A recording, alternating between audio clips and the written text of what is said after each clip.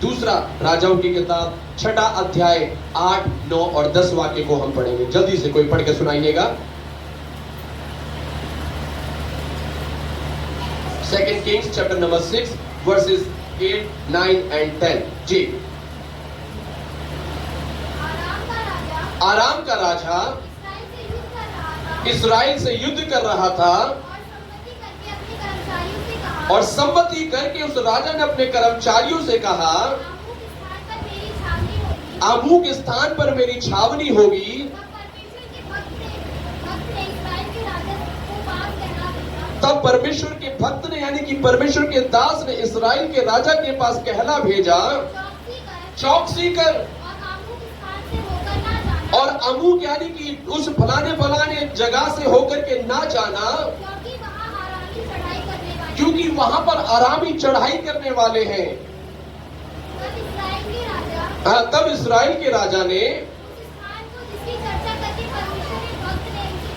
चिताया था, दूत भेजकर अपनी रक्षा की, और इस प्रकार 1-2 बार नहीं वरन बहुत बार हुआ। परमेश्वर इस वचन के पढ़े और सुने जाने के द्वारा आशीष देने पाए। Hallelujah, hallelujah. मेरे प्रिय लोगों, जब यहां पर इस वचन को पढ़ते हैं, बड़े ध्यान दीजिएगा। कई एक बार हम कलीसिया में आते हैं, कलीसिया में दो लोग पाए जाते हैं। नंबर 1 विश्वासी और दूसरा होता है परमेश्वर का दास। विश्वासी और परमेश्वर के दास अगर एक साथ चले तो कलीसिया का क्या हो सकता है? उन्नति हो सकता है। अगर कलीसिया सच में उन्नति पाना है, अगर कलीसिया में वृद्धि होना है, बढ़ोतरी होना है, तो विश्वासी गणों को और कलीसिया के लोग परमेश्वर के दास को, इन दोनों को अपना जिम्मेदारी मालूम होना चाहिए। और अगर विश्वासी गण और परमेश्वर का दास अगर अपने अपने उत्तरदायित्व को, अपनी अपनी जिम्मेदारी को अगर निभाना शुरू करे, तो सचमुच परमेश्वर उस कलीसिया को क्या देगा? आशीष देगा। ध्यान दीजिएगा परिश्रम। यहां पर जब हम इस घटना को पढ़ते हैं, आज इस घटना के आधार पर, आज इस वचन के आधार पर मैं आपको बताना चाहता हूं एक विश्वासी की परमेश्वर के दास के प्रति क्या जिम्मेदारी होती है। और साथ ही साथ हम यह भी सीखेंगे कि एक परमेश्वर के दास की एक विश्वासी के प्रति क्या जिम्मेदारी होती है। जैसे कि मैंने कहा, एक विश्वासी अगर अपनी जिम्मेदारी को पूरा करे और परमेश्वर का दास अपनी जिम्मेदारी को पूरा करे, तो अवश्य वह कलीसिया क्या पाएगी? आशीष पाएगी। प्रेरित पौलुस ने एक जगह पर कहा, किसी ने बोया, किसी ने सींचा, लेकिन बढ़ती किसने दी? परमेश्वर ने दी। अब इन कलीसिया भी ठीक वैसे ही है। कलीसिया का हो सकता है सेवकाई किसी ने किया होगा, मेहनत किसी ने किया होगा, लेकिन कलीसिया में बढ़ती कौन लेकर के आता है? उन्नति कौन लेकर के आता है? वो परमेश्वर लेकर के आता है। लेकिन ये उन्नति निर्भर करती है जब विश्वासी लोग अपने कर्तव्य को पूरा करें और परमेश्वर का दास क्या करे? अपने कर्तव्य को पूरा करे। Praise God. तो मेरे प्रिय लोगों, आइए हम देखें यहां पर परमेश्वर का वचन यहां पर क्या सिखा रहा है। वैसे अगर 6 अध्याय का 8 से लेकर के आगे की तरफ पढ़ना शुरू करेंगे, ये घटना बहुत लंबी है, लेकिन संक्षिप्त रूप में इस घटना को मैं आपको बताना चाहता हूं और उस आधार पर मैं आपको सिखाना चाहता हूं कि एक विश्वासी की परमेश्वर के दास के प्रति क्या जिम्मेदारी होती है। जब इस घटना को पढ़ते हैं तो क्या हुआ यहां पर? सुनिएगा बड़ा ध्यान से। वहां पर 2 राजाओं के बारे में लिखा हुआ है। एक राजा जिसका नाम है आराम का राजा और एक राजा जिसका नाम है इस्राएल का राजा। ध्यान दीजिएगा, एक राजा जिसका नाम क्या है? आराम का राजा, दूसरे राजा का नाम क्या है? इस्राएल का राजा। ये जो इस्राएल का राजा है वो परमेश्वर का भक्त है। इस्राएली लोग प्रभु के लोग कहलाए जाते हैं, इस्राएली लोग परमेश्वर के लोग कहलाए जाते हैं। परंतु दूसरी तरफ हम देखेंगे आराम का राजा। क्या नाम है उसका? ये कौन है आराम का राजा? ये आराम का राजा जो है प्रभु के लोगों का शत्रु है। ये आराम का राजा जो है परमेश्वर के लोगों का शत्रु है। और बाइबल कहती है, यहाँ पर अभी हमने पढ़ा कि ये आराम का राजा क्या करना चाहता था? इस्राएलियों के ऊपर, इस्राएल के राजा के ऊपर चढ़ाई करना चाहता है, उनसे युद्ध करना चाहता है, उनसे युद्ध करके उनको अपना गुलाम बनाना चाहता है। लेकिन बाइबल कहती है, बड़े ध्यान से सुनिएगा, जब ये आराम का राजा अपने महल में बैठ करके योजनाओं को बना रहा था और उसने ठहराया कि हम फलाने फलाने जगह पर क्या करेंगे, अपनी छावनी को डालेंगे और वहां से इस्राएलियों के ऊपर चढ़ाई करेंगे और हम युद्ध करेंगे। ये सारी प्लानिंग ये अराम का राजा क्या कर रहा था, अपने राजमहल में अपने मंत्रियों के साथ, अपने सेनापतियों के साथ बैठ करके ये सारी योजनाओं को बना रहा था। लेकिन उसी समय पर क्या हुआ, ये सारी योजनाएं, ये सारी बातें परमेश्वर की आत्मा ने किसके ऊपर प्रकट कर दिया, एक प्रभु का दास था वहां पर, उसका नाम था एलीशा। क्या नाम था उसका? बाइबल कहती है एलीशा ने तुरंत अपने ये संदेश इस्राएल के राजा को भेजा और उसको जाकर के बताया, हे इस्राएल के राजा, अभी उस फलाने फलाने जगह पर अरामी लोग हमें छावनी डालने वाले हैं, हमें तू सावधान रहना करके बताया। बाइबल कहती है इस्राएल के राजा ने अमन अपने को दूत को भेजा और पता किया कि जो प्रभु के दास ने कहा था वो बात क्या है, सत्य है। और इस प्रकार से क्या हो गया, इस्राएली लोग उस बड़े हालेलुया प्रहार से, इस्राएली लोग उस बड़ी घटना से बच गए। और बाइबल कहती है ये एक या दो बार नहीं हुआ, कितनी बार हुआ, बार बार हुआ। मेरे प्रिय लोगों, एक विश्वासी की क्या जिम्मेदारी होती है परमेश्वर के दास के प्रति, और एक परमेश्वर के दास की क्या जिम्मेदारी होती है हमें विश्वासियों के प्रति। नंबर 1, परमेश्वर के दास की जिम्मेदारी है कि वो कलीसिया को अर्थात विश्वासियों को क्या करने पाए, चिताने पाए, अर्थात चेतावनी देने पाए। जैसे कि इस्राएलियों को यहाँ पर किसने चेतावनी दिया, एलीशा ने चेतावनी दिया। अगर एलीशा नहीं चिताता, अगर एलीशा उन्हें नहीं बताता तो ये इस्राएली लोग क्या हो जाते, शत्रु के कब्जे में चले जाते और शत्रु से हार जाते। लेकिन प्रभु का धन्यवाद हो कि परमेश्वर ने क्या किया, एलीशा के ऊपर उन सारी बातों को प्रकट किया और एलीशा ने जाकर के इस्राएलियों से क्या कर दिया, बता दिया। और इस प्रकार से ये इस्राएली लोग क्या हो गए, उस आक्रमण से, उस पराजय से बच गए हैं। मेरे प्रिय लोगों, उसी रीति से एक परमेश्वर के दास का क्या जिम्मेदारी है, एक परमेश्वर के दास की कलीसिया के प्रति क्या जिम्मेदारी है। एक परमेश्वर का दास का जिम्मेदारी है कि वो कलीसिया को क्या करता रहे, चिताता रहे, कलीसिया को क्या करता रहे, बताता रहे, सिखाता रहे और समझाता रहे। Praise Lord, hallelujah. आपको मालूम है जैसे हम यहाँ पर देखते हैं किसके बारे में, अराम जो कि इस्राएलियों का क्या था, शत्रु था। ठीक वैसे ही बाइबल बताती है कलीसिया का अर्थात प्रभु के लोगों का अर्थात हमें हालेलुया विश्वासियों का भी एक शत्रु है। कौन बता सकता है कौन है हमारा शत्रु, कौन है हमारा शत्रु?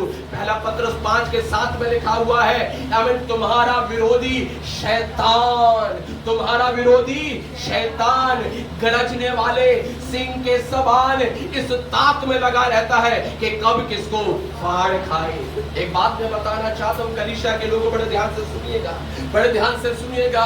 आज हमारा एक विरोधी है, आज हमारा एक शत्रु है और वो शत्रु शैतान है। और वो शैतान आराम से नहीं बैठा रहता, वो शैतान विश्राम नहीं करता है। कई बार हम आराम में चले जाते हैं, कई बार हम आशीष पाकर, छुटकारा पाकर, चंगाई पाकर, प्रभु के अनुग्रह को पाकर कई बार हम विश्राम स्थान में चले जाते हैं, अर्थात हम इन विश्राम मोड़ में चले जाते हैं। लेकिन याद रखिएगा हमारा जो शत्रु है, हमारा जो हमें हालेलुया विरोधी है शैतान, वो 24 घंटे 7 दिन क्या करता रहता है, इस ताक में लगा रहता है। वो हमेशा अपने काम पर रहता है, वो हमेशा ताक में लगा रहता है कि कब किसको क्या करे, फाड़ खाए। वो क्या ढूंढ रहा है, वो क्या ढूंढ रहा है, वो एक मौका ढूंढ रहा है। वो क्या ढूंढ रहा है कि कैसे भी करके एक मौका मिल जाए, कैसे भी करके इन विश्वासियों के जीवन में, हम इन विश्वासियों के घर में, इन हालेलुया विश्वासियों के बच्चों के जीवन में, इन विश्वासियों के परिवारों में प्रवेश करने का, एंटर करने का एक मौका मिल जाए। और वो क्या कर डालेगा, बाइबल कहती है उन्हें फाड़ डालेगा, लिखा। मेरे प्रिय लोग, आज सुबह के समय में चिताना चाहता हूँ, आज सुबह के समय में बताना चाहता हूँ, हमारा एक विरोधी है, उस विरोधी से सावधान रहना। मैं आपको डराने के लिए नहीं कह रहा हूँ, मैं आपको डराने के लिए नहीं कह रहा हूँ, मैं इसलिए कह रहा हूँ ताकि हम क्या हो जाएं, सचेत हो जाएं। आपको मालूम है हर देश की एक इंटेलिजेंस डिपार्टमेंट होता है, आपको मालूम है हर देश का एक इंटेलिजेंस डिपार्टमेंट होता है, और उसका काम पता है क्या होता है? उसका काम ये होता है पता लगाते रहना कि कहीं कोई देश हमारे देश के ऊपर क्या नहीं कर रहा है, कहीं आक्रमण तो नहीं कर रहा है, कहीं कोई आतंकवादी हमारे देश के ऊपर आक्रमण तो नहीं कर रहा है। और जैसे ही उनको पता चलता है तुरंत वो क्या कर देते हैं, सरकार को बता देते हैं कि हालेलुया ऐसे ऐसे एक आतंकवादी संगठन है, ऐसा ऐसा देश है, वो क्या करना चाहता है, हमारे देश के ऊपर आक्रमण करना चाहता है। और मेरे प्रिय लोगों, इस प्रकार से देश क्या हो जाते हैं, बचाए जाते हैं। ठीक उसी रीति से आज परमेश्वर अपनी आत्मा के द्वारा अपने दासों को प्रकट करता है। प्रभु बताता है कि शैतान कैसे कैसे कार्य करने वाला है, और परमेश्वर के दास लोग क्या करते हैं मालूम? वो परमेश्वर के दास लोग परमेश्वर के वचन से चिताते हैं, परमेश्वर के दास लोग परमेश्वर के वचन से बताते रहते हैं कि मैं और आप हमें सावधान रहने पाए। ये तो हो गया परमेश्वर के दास का जिम्मेदारी। एक विश्वासी का क्या जिम्मेदारी है? एक विश्वासी का क्या जिम्मेदारी है? एक विश्वासी का जिम्मेदारी है जब परमेश्वर के दास लोग आपको कुछ बताते हैं, जब प्रभु के वचन से आपको सिखाया जाता है, जब प्रभु के वचन से आपको बताया जाता है, एक विश्वासी का जिम्मेदारी है कि वो उन बातों को क्या कर ले, माने, आज्ञा का क्या करे, पालन करने पाए। अगर ये इस्राएल का राजा एलीशा की बात को नहीं मानता, एलीशा के बात के ऊपर विश्वास नहीं करता, तो क्या होता? क्या होता अगर उसका एलीशा की बात को नहीं मानता तो क्या होता वहां पर? जल्दी से आप रहने दीजिए। अगर ये एलीशा की बात को इस्राएल का राजा नहीं मानता तो क्या होता? आराम का राजा चढ़ाई कर लेता और उसको क्या कर देता, अपनी बंदवाई में अर्थात अपनी गुलामी में उन्हें लेकर के चला जाता।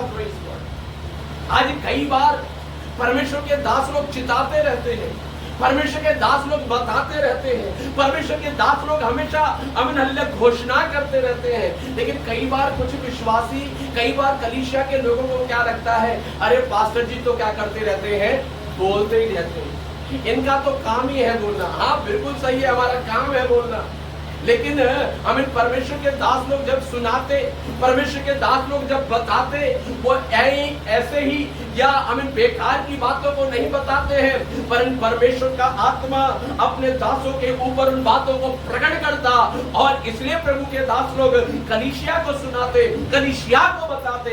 और कलीसिया का जिम्मेदारी है जो प्रभु के दास ने कहा है, जो प्रभु के दास ने बोला है, परमेश्वर के वचन से जो हमने सीखा है, परमेश्वर के वचन से जो हमने सुना है, हम उसका क्या करने पाए, पालन करने पाए।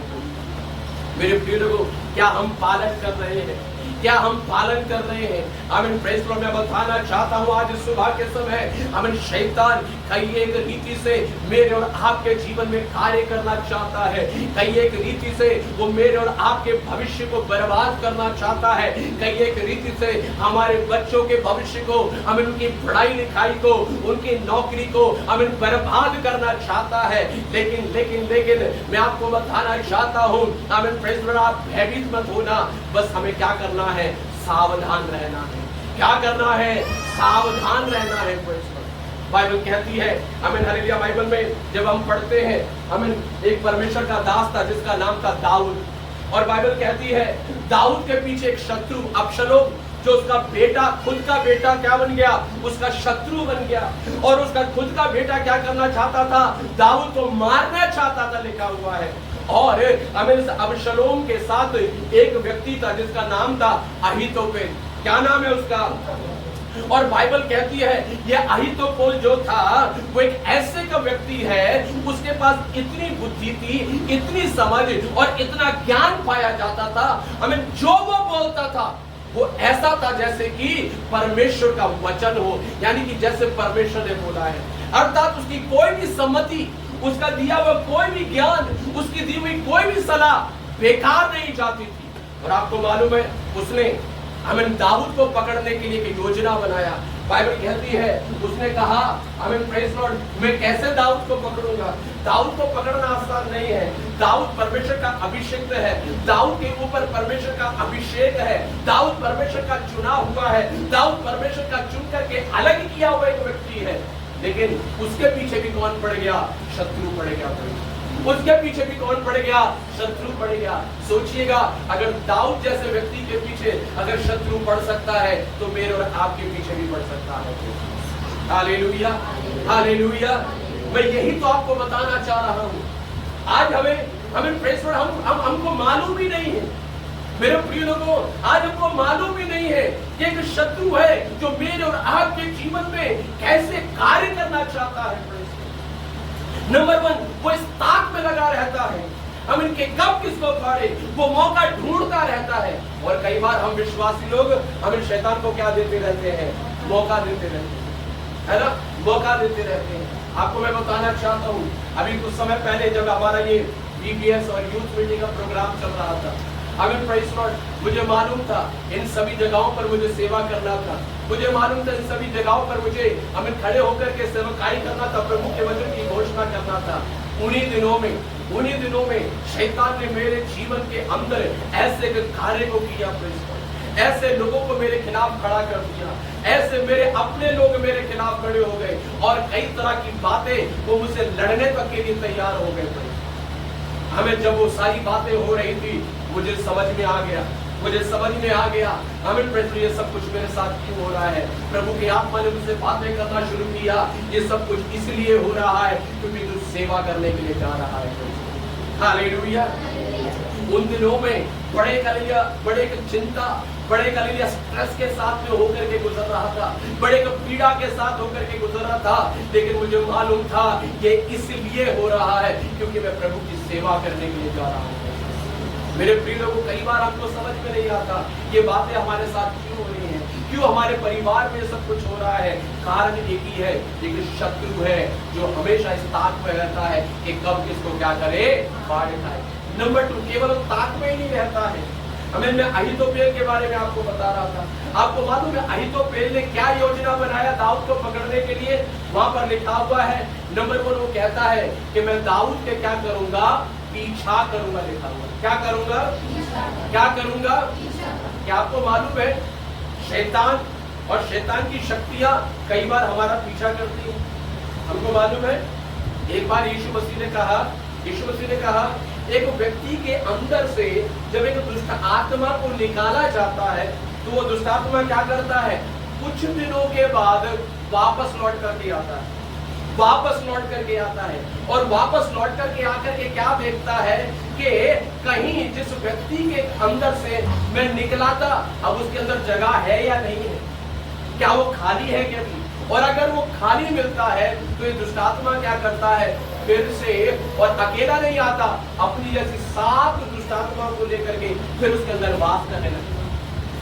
मैं बताना चाहता हूँ, विशेष करके जो लोग दुष्टात्माओं से छुटकारा पाए हैं, विशेष करके वे लोग जो बंधनों से छुटकारा पाए हैं, श्रापों से छुटकारा पाए हैं, मैं बताना चाहता हूँ कि शैतान कई बार क्या करता है? पीछा करता है। कारण क्या है? कि वह हमारे जीवन में फिर से कार्य करना चाहता है ना। आमीन प्रेज़ लॉर्ड। किस तरह के लोगों के जीवन में शैतान पीछा करता है? किसका पीछा करता है? 2 तरह के लोगों के बारे में बताता हूं। आमीन। नंबर 1, शैतान किसका पीछा करता है? शैतान या अंधकार की शक्तियां किसके जीवन में पीछा करती है? नंबर 1, शैतान या अंधकार की शक्तियां उसके जीवन का पीछा करती है जो व्यक्ति क्या है? आमीन प्रेज़ लॉर्ड, हालेलुया। जो आमीन हालेलुया, जो शैतान के चुंगल से निकल तो गया लेकिन अभी भी अपने पुराने जीवन को क्या करके रखा हुआ है? वैसे के वैसे ही उसका जीवन पाएगा। मेरे प्रिय लोगों, बाइबल में हम पढ़ते हैं याकूब के बारे में। याकूब नाम का एक व्यक्ति था। बाइबल कहती है याकूब जो था अपने ससुर के घर पर, लाबान के घर पर रहा करता था, और उसने ससुर के घर पर रहकर 14 साल उसने वहां पर गुलामी की, 14 साल उसने सेवा किया। और उन 14 साल सेवा करने के बाद 14 साल जब पूरे हो गए तब याकूब कहता है अब मैं अपने घर में वापस जाऊंगा। लेकिन जब अपने घर वापस जाने के लिए बोलता है, आपको मालूम है लाबान जो था उसको छोड़ने के लिए तैयार नहीं होता। कारण पता है क्या है? क्योंकि ये याकूब इतने साल लाबान के लिए क्या कर रहा था? गुलामी कर रहा था, उसके लिए काम कर रहा था। बाइबल कहती है हमें याकूब ने बोला मैं जाना चाहता हूँ, और याकूब ने क्या किया? हमें जो लाबान का था वो लाबान को दे दिया, और जो उसका अपना था उसने अपना ले लिया। जो लाबान की भेड़ बकरियां थी वो लाबान को दे दी, और जो याकूब की भेड़ बकरियां थी याकूब ने स्वयं ले लिया। यानी कि लाबान के साथ उसने क्या कर दिया? सारा जो हिसाब किताब था उसको क्या कर दिया? खत्म कर दिया। उसने कहा अब तेरा मुझ पर कुछ नहीं है और मेरा तुझ पर कुछ नहीं है। और वो कहता है कि मैं वापस कहाँ जाना चाहता हूँ? अपने घर जाना चाहता हूँ। बाइबल कहती है याकूब अपने परिवार के साथ निकल गया। याकूब अपने परिवार के साथ जब निकला तो प्रभु का वचन ऐसे बताता है, थोड़ी देर के बाद लाबान अपनी पूरी सेना को लेकर के याकूब के पीछे आ गया, और याकूब के ऊपर वो क्या करना चाहता था? आक्रमण करना था। याकूब सोचने लगा ऐसा क्यों है, ऐसा क्यों है? मैंने तो उसका सारा हिसाब किताब पूरा कर दिया, मैंने तो उसकी एक चीज को भी लेकर के नहीं आया, मैंने तो जो भी अमिन से उसको अदा करना था वो सब कुछ उसको दे दिया है, फिर लाबान मेरे पीछे क्यों आ रहा है? बाइबल पता है क्या बताती है? बाइबल बताती है लाबान इसलिए पीछे आ रहा था क्योंकि याकूब की जो पत्नी थी रेबेका, उसने पता है क्या किया? अपने पिताजी के घर से आते समय अपने पिताजी के घर से एक छोटी सी मूरत को क्या कर लिया? अपने साथ चुपचाप लेकर गया। छोटी सी मूरत को अपने साथ चुपचाप लेकर के आ गई। हो सकता है अपने पिताजी के निशानी के रूप में वो चुपचाप अपने सामान में रख करके लेकर के आ गई। और लाबान ने जब अपने घर में देखा कि वो छोटी सी मूरत गायब है, लाबान क्या करने के लिए आ गया? याकूब से लड़ने के लिए आ गया। मेरे प्रिय लोगों, फिर ऐसे ही जब हम हमारे जीवन में पुराने जीवन की कुछ बातों को अभी भी लेकर के चलते हैं तो क्या हो जाता है? शैतान हमारे पीछे आता है, वो हमारा पीछा करता है। बाइबल कहती है अब जो मसीह यीशु में है वो एक नई सृष्टि है, पुरानी बातें बीत गई, देखो सब कुछ क्या हो गया है? नया हो गया। अगर आपने यीशु मसीह पर विश्वास किया है, अगर आपने और मैंने यीशु मसीह पर विश्वास करके उद्धार पाया और बपतिस्मा लिया है, हम कौन है? हम एक नई सृष्टि है। हम कौन है? हम एक नई सृष्टि है। एक नई सृष्टि के अंदर क्या होना चाहिए? सब कुछ नया होना चाहिए। आज सुबह के समय एक सवाल आपसे करना चाहता हूँ, क्या मेरे और आपके जीवन में सब कुछ नया हो गया है? क्या आज हमारे जीवन में सब कुछ नया हो गया है? नए हो जाने का मतलब क्या है? नए हो जाने का मतलब है हमारा पुराना जो चाल चलन था वो पुराने चाल चलन को खत्म करना है। हमारा पुराना जो बोलने का तरीका था उस बोलने के तरीके को हमें बदलना होगा। हमारा पुराना जो हालेलुया व्यवहार करने का तरीका था, हमें हो सकता है पुराने जीवन में पहले आप बहुत झगड़ा करने वाले व्यक्ति होंगे, वो झगड़ा करने की बातें हमारे जीवन से दूर होना चाहिए। हो सकता है पुराने जीवन में हम बहुत झूठ बोलने वाले व्यक्ति होंगे, लेकिन अब हमें क्या होना है? उसे झूठ बोलने की आदत को हमें दूर करना पड़ेगा। हो सकता है पुराने जीवन में हम नशा पान धूम्रपान करने वाले व्यक्ति होंगे, लेकिन एक नए जीवन में हमें उन सारी बातों को अपने जीवन से दूर करना है। Hallelujah, hallelujah. हमें कई बार उस नए जीवन में हम किसको लेकर के चल रहे हैं? पुरानी बातों को लेकर के चल रहे हैं। वो शैतान पीछे आएगा या नहीं आएगा? शैतान पीछे आएगा या नहीं आएगा? शैतान बोलेगा ओ हमें अभी भी तो ये क्या करता है? मेरे जैसे काम करता है। और इसलिए शैतान कई बार हमारे जीवन में हमें आता, कई बार जीवन में कार्य करता है। मेरे प्रिय लोगों, आज इस सुबह के समय में आपको चिताना चाहता हूँ और समझाना चाहता हूँ। अगर उस शैतान अर्थात शत्रु के तीरों से बचना है, शत्रु के तीरों से बचना है, शत्रु की योजनाओं से बचना है, शत्रु के हालेलुया आमीन प्रेज़ गॉड हालेलुया उन कामों से अगर मुझे और आपको बचना है तो क्या करना शुरू कर दीजिए? परमेश्वर के वचन का पालन करना शुरू करें। परमेश्वर के दास जब आत्मा में होकर के वचन की घोषणा करते हैं, केवल वचन को सुनने वाले मत बनिएगा, वचन को सुन करके उसका पालन करने वाला बनना है। शैतान नंबर 1 वो ताक में लगा रहता है, नंबर 2 शैतान पीछा करता है, और तीसरा पता है क्या लिखा हुआ है प्रभु के वचन में? तीसरा लिखा हुआ है, अहीतोपेल कहता है जब दाऊद थका और मांदा होगा, कैसा होगा? थका मांदा होगा, तब मैं उस पर क्या करूंगा? चढ़ाई करो। तो कब शत्रु चढ़ाई करता है? कब शत्रु चढ़ाई करता है? कब शत्रु चढ़ाई करता है? अरे हेलो, आप है यहाँ पर? है यहाँ पर? मेरा आवाज पीछे तक आ रहा है? आ रहा है? कब शत्रु चढ़ाई करता है? जब हम क्या होते हैं? थके मांदे हो। कैसे होते हैं? ये क्या मतलब है थके मांदे का? जब हम आत्मिक जीवन में क्या हो जाते हैं? थक जाते हैं। जब हमारे अंदर प्रार्थना करने में हम क्या हो जाते हैं? थक जाते हैं। जब हम विश्वास में थक जाते हैं, जब हम आराधना करने में थक जाते हैं, मेरे प्रिय, थकने का मतलब समझते हैं? अब नहीं करेंगे, अब नहीं करेंगे। बहुत वचन पढ़ लिया, अब नहीं वचन पढ़ेंगे। बहुत कलीसिया में चले गए, अब नहीं जाएंगे। बहुत प्रार्थना कर लिया, अब नहीं करेंगे। मैं थक चुका हूं प्रार्थना कर करके, लेकिन कुछ भी नहीं हो रहा है। मेरे प्रिय लोग, एक बताना चाहता हूं, जब हमारा आत्मिक बल, जब हमारा आत्मिक सामर्थ्य बिल्कुल घट जाता है, तो हम क्या पड़ जाते हैं? कमजोर पड़ जाते हैं, कमजोर पड़ जाते हैं। और जब हम विश्वास में, प्रार्थना में, वचन में, संगति में जब हम कमजोर पड़ जाते हैं, कभी शैतान क्या करता है? हमारे ऊपर हमला करता है, कभी वो हमारे ऊपर चढ़ाई करता है। कई बार हमको लगता है शैतान बहुत बलवान है। कितने लोगों को लगता है शैतान बहुत बलवान है? कितने लोगों को लगता है शैतान बहुत बलवान है? मैं आपको बताना चाहता हूँ, शैतान बलवान नहीं है, हम कमजोर हैं। शैतान बलवान नहीं है, हम कमजोर हैं। अगर हम आत्मा में बलवंत हो जाए, इफिसियों 5वें अध्याय में इसलिए लिखा हुआ है, प्रभु में और उसकी शक्ति के प्रभाव में क्या बनो? बलवंत बनो, लिखा हुआ है। आज क्यों शैतान हमें इतना सामर्थ्य हमें नजर आ रहा है? आज क्यों समस्याएं इतनी बड़ी हमको नजर आ रही हैं? क्यों परेशानियां इतनी बड़ी हमको नजर आ रही हैं? वे बड़ी नहीं है, वे बड़ी नहीं है। कारण ये है, हम क्या हो चुके हैं? कमजोर हो चुके हैं, हम निर्बल हो चुके हैं। इसलिए हमें परमेश्वर का वचन कहता है, हमें प्रभु में और प्रभु के शक्ति के प्रभाव में क्या बनो? बलवंत बनो। क्या आज हम प्रभु में बलवंत हैं? क्या हम पवित्र आत्मा के सामर्थ्य में हम बलवंत हैं?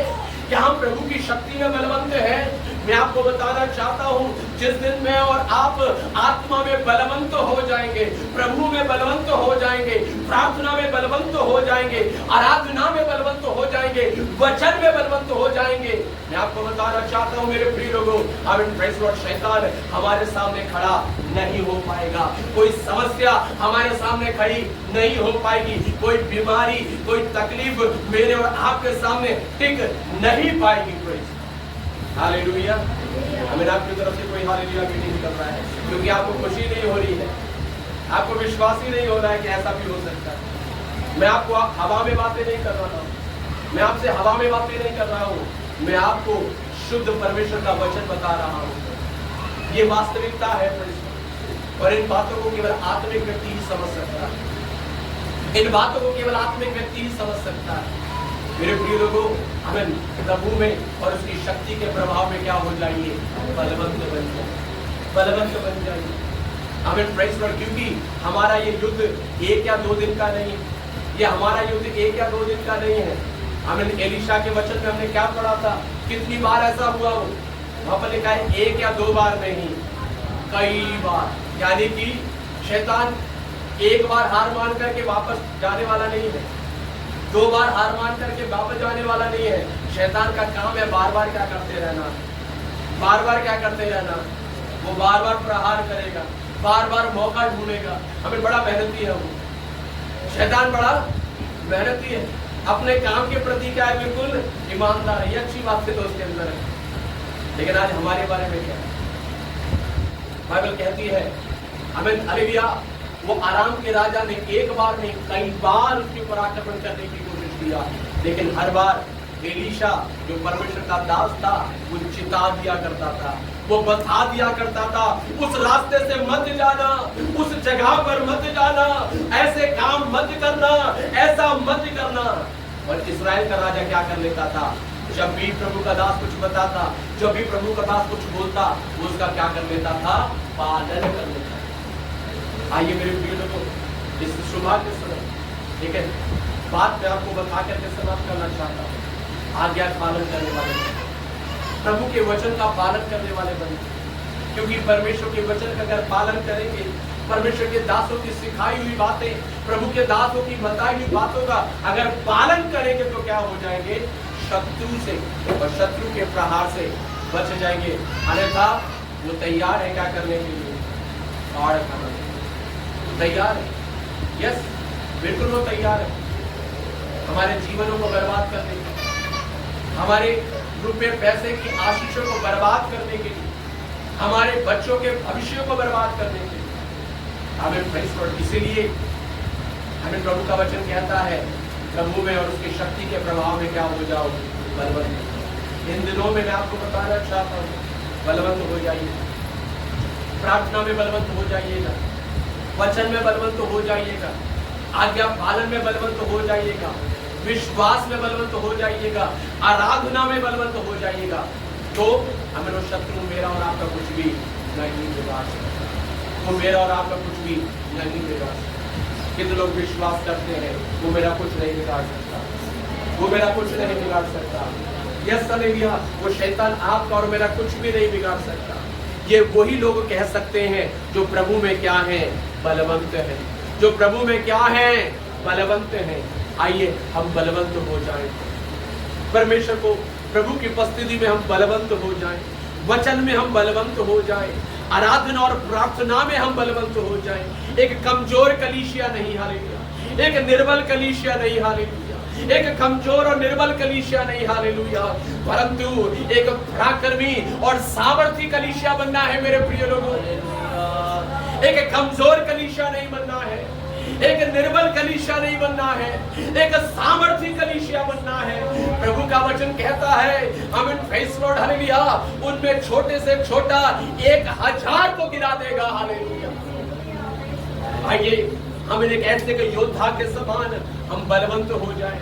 मैं चाहूंगा हम सभी अपनी आंखों को बंद करें, प्रेज़ लॉर्ड, उस प्रभु की ओर, परमेश्वर की आत्मा की ओर अगर हम देखें, आमीन, मेरे प्रिय लोगों, वो अपनी सामर्थ्य हमें देने के लिए तैयार है, वो अपनी शक्ति हमें देने के लिए तैयार है, वो खुदावंद मेरे और आपके जीवन में कार्य करने के लिए तैयार है।